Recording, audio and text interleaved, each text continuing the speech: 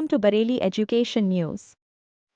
Bridge Vigyan Bharati और Madhav Rao Scindia public school Bareilly द्वारा जनपद बरेली के सभी सीबीएसई स्कूल के प्रिंसिपल डायरेक्टर्स ओनर्स के लिए एक खास leadership development on science education का वर्कशॉप का आयोजन किया गया। प्रोग्राम का इनॉग्रेशन डी प्रज्वालन से किया गया।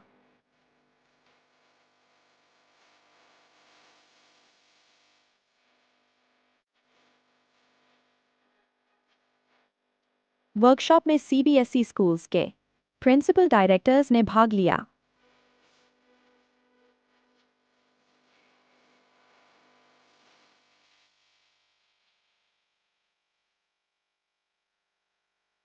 सारे अतिथि को वेलकम किया गया एंड फिर मुख्य अतिथि ने अपना अपना पक्ष रखा।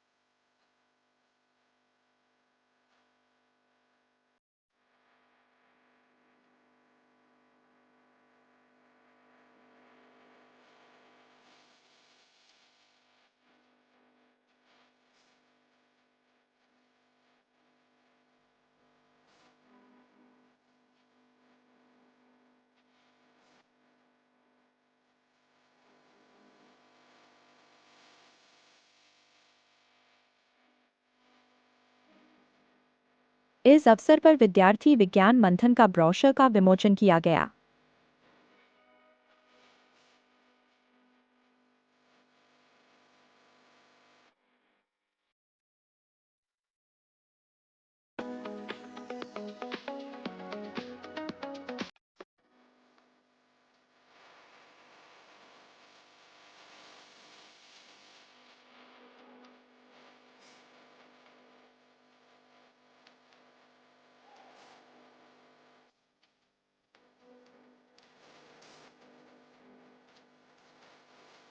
इस खास लीडरशिप डेवलपमेंट वर्कशॉप में जीके मॉन्टेसरी पब्लिक स्कूल के प्रिंसिपल श्री नरेंद्र शर्मा को आउटसोर्सिंग कोऑर्डिनेटर नियुक्त किया गया।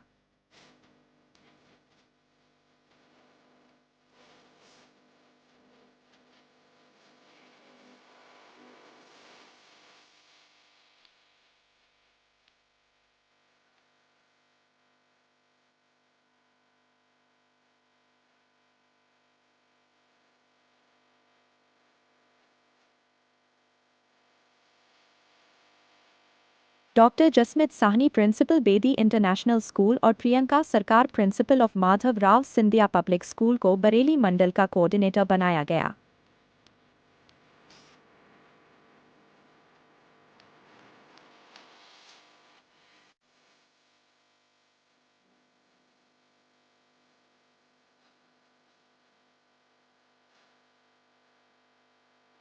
Doctor Saurabh Chakraborty bishop Conrad school को बरेली मंडल के जॉइंट कोऑर्डिनेटर बनाया गया।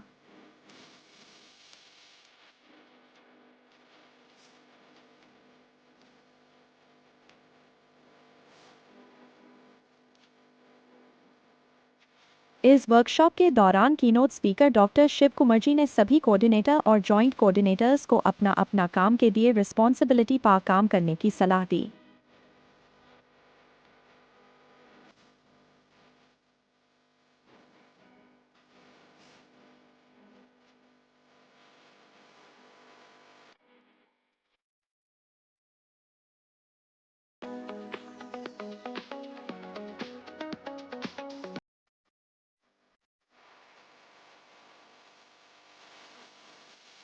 इस अवसर पर माधव राव सिंधिया पब्लिक स्कूल के डायरेक्टर श्री आर्यमान अग्रवाल ने एनवायरनमेंट प्रोटेक्शन का एक खास मैसेज दिया।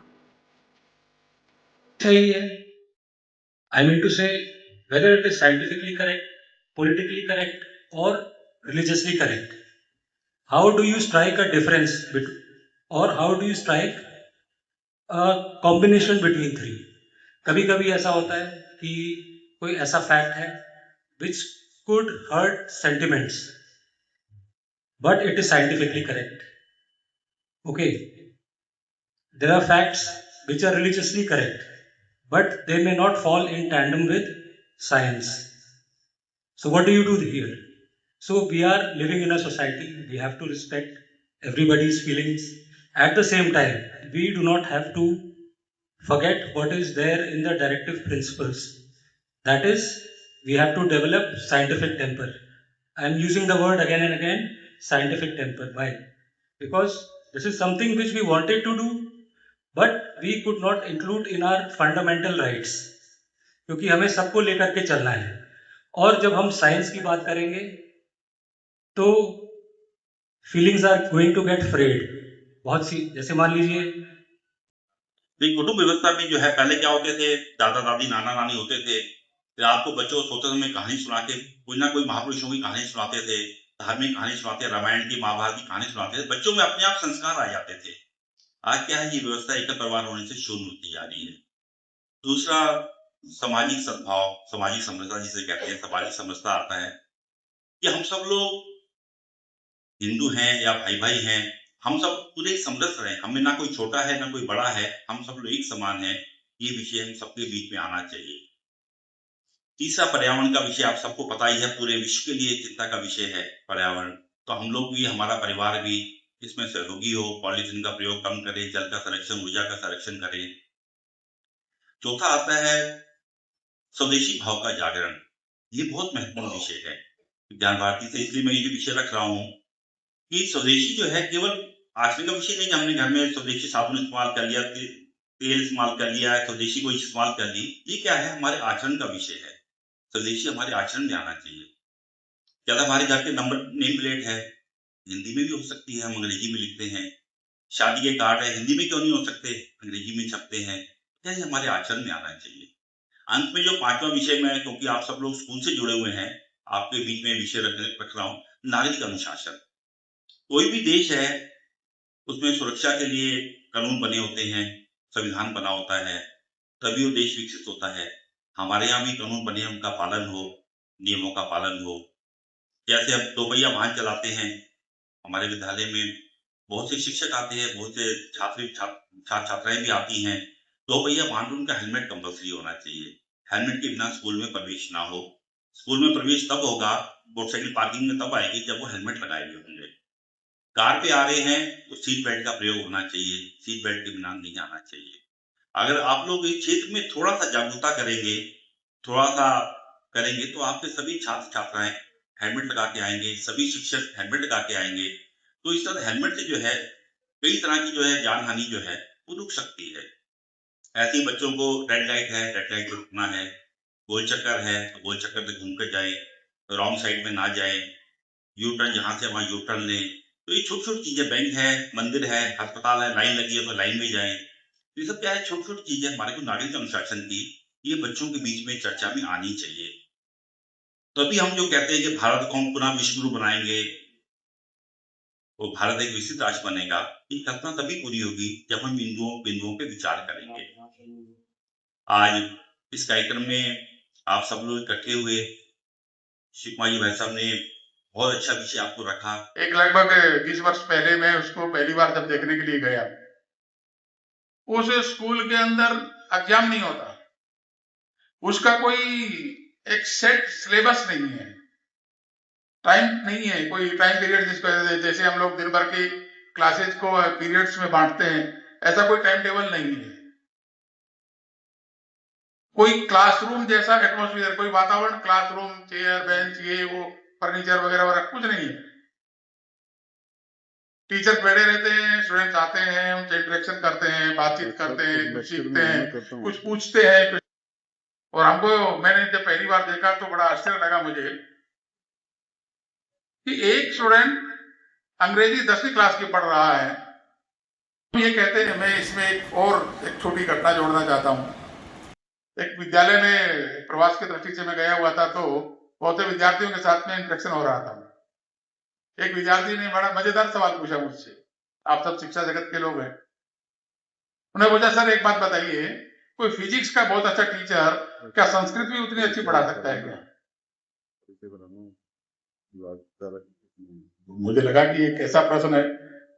कि सर नहीं बताइए। तो मुझे लगता है भी शायद उतनी अच्छी तो नहीं पढ़ा पाएगा। अच्छा, तो हिंदी का बहुत अच्छा टीचर क्या केमिस्ट्री उतनी अच्छी पढ़ा सकता है क्या? कभी आफ्टर ऑल आपका बेसिक क्वेश्चन क्या है कि नहीं सर मैं जानना चाहता हूं। तो ये सब ऐसी 3-4 बातें पूछते पूछते उसका जो अंतिम प्रश्न था वो बड़ा मजेदार था कि सर जब इतना डाइवर्सिटी है कि फिजिक्स का बहुत अच्छा टीचर संस्कृत नहीं पढ़ा सकता, केमिस्ट्री का बहुत अच्छा टीचर हिंदी नहीं पढ़ा सकता, तो सभी टीचर हमसे हर सब्जेक्ट में 100% की अपेक्षा क्यों करते हैं भाई? मेरा इंटरेस्ट फिजिक्स में है, ठीक है, बेसिक नॉलेज होनी चाहिए सभी सब्जेक्ट में, और जिसको हम पासिंग मार्क कहते हैं या कोई बॉर्डर लाइन कहेंगे 60%, 50%, 70%, लेकिन सभी टीचर्स ये प्रेशर डेवलप करते हैं कि you have to gain 100% in my subject. ये जो प्रेशर डेवलप करने का विषय है, स्वामी विवेकानंद जी ने जो कहा था, और मैं श्री मां का जो एग्जाम्पल दे रहा हूं, उस औरविला के उस स्कूल में कोई परीक्षा नहीं होती, कोई सेट सिलेबस नहीं है, कोई सेट फार्मूला नहीं है, कोई सेट कुछ भी नहीं है, लेकिन उसकी इतनी क्रेडिबिलिटी है उस स्कूल की कि उस स्कूल का टीचर ये लिख करके दे देता है एक सामान्य कागज के ऊपर, पेपर में, उस लेटर हेड पर ये लिख करके दे देता है कि ये मेरा पढ़ाया हुआ स्टूडेंट है और इसकी योग्यता इस पर्टिकुलर सब्जेक्ट में इस लेवल की है, उसको वर्ल्ड वाइड मान्यता है। कोई एग्जाम नहीं, लेकिन विश्व में उसको कोई चैलेंज नहीं कर सकता, इतनी क्रेडिबिलिटी उस स्कूल की है। हमारे यहाँ भी हम सब जानते हैं बहुत से सीरियल आते हैं, उसमें जब चाणक्य का सीरियल देखा, बाकी सब, उसमें एक शिष्य अपने गुरु के माध्यम से अपना परिचय बताता है, मैं किसका शिष्य हूं, मैं अमुक गुरु का, आचार्य का शिष्य हूं और इस विषय का मैं इस प्रकार का पारंगत हूं। क्या हमारे उस शिष्य की पहचान बिकॉज ऑफ अस, हमारे माध्यम से पहचान बन रही है क्या?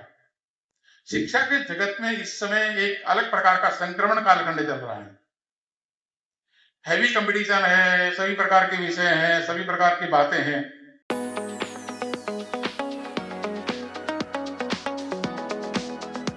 प्रोग्राम के खत्म होने के बाद माधव राव सिंधिया पब्लिक स्कूल के मैनेजर श्री सौरभ अग्रवाल ने सभी अतिथियों को धन्यवाद कहा।